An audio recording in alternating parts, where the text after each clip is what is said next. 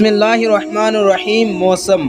اسلامی مہینوں کے نام تو تم پڑھ چکے، اب ہم تمہیں انگریزی مہینے کا نام بتانا چاہتے ہیں۔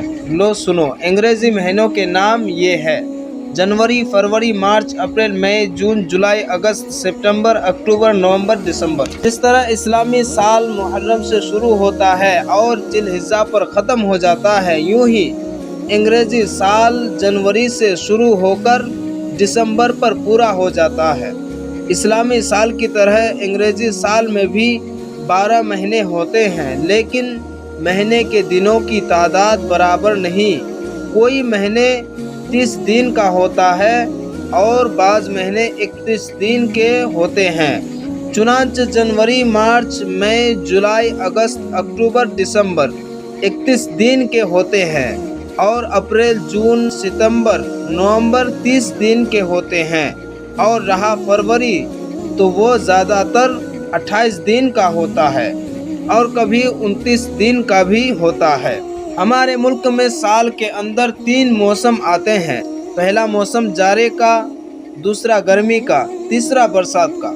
کسی چیز کے لمبے زمانے کو موسم کہتے ہیں۔ مثلاً جاڑے کا وقت کئی مہینے رہتا ہے، تو جتنے مہینے تک جاڑا رہے گا وہ جاڑے کا موسم کہلائے گا۔ 15 اکتوبر سے 15 فروری تک جاڑے کا موسم رہتا ہے اور 15 فروری سے 15 جون تک گرمی کا زمانہ ہے۔ پھر 15 جون سے 15 اکتوبر تک برسات کا موسم مانا جاتا ہے۔ ہندی مہینوں کے نام: چیت، بیساکھ، جیٹھ، آشاڑھ، ساون، بھادو، کنوار، کارتک، اگن، پوس، ماگھ، پھاگن۔